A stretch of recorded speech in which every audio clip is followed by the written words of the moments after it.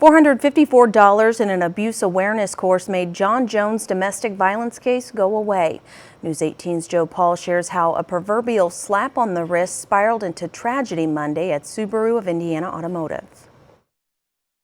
Experts here at the YWCA of Greater Lafayette say domestic violence often festers for years before coming to a lethal head. Court documents suggest that's exactly what happened in Monday's shooting outside Subaru of Indiana Automotive. That's a staggering number. The YWCA of Greater Lafayette says domestic violence-related homicides in Indiana nearly tripled during the pandemic, and the problem's only getting worse. Monday's shooting outside Subaru of Indiana Automotive is the latest example. Police say John Jones killed himself after shooting his co-worker and ex-girlfriend, Mindy Donovan, in the head. These situations that involve domestic violence are volatile. They're complex, and anytime someone leaves, that is when your lethality increases. Jones was arrested in 2020 for punching Donovan multiple times and pushing her down a staircase. He reached a diversion agreement to pay $454 and complete an abuse awareness program. Prosecutors warned him not to abuse, threaten, harass, or intimidate Donovan, but less than 2 years later, she's fighting for her life in critical condition. Domestic violence has impacted another life,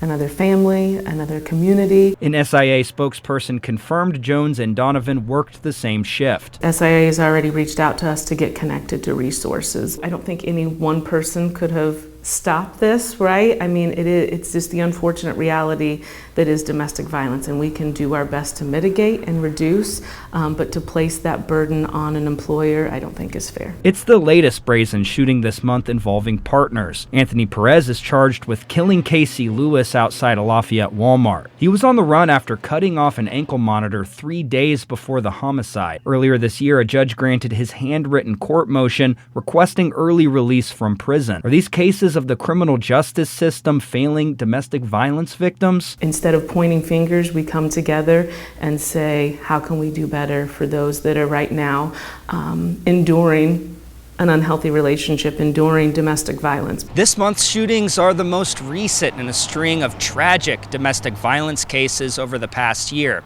In each of those cases, the victims or suspects lived in Lafayette. You can read more about those on our website, WLFI.com. Reporting in Lafayette, Joe Paul, News 18.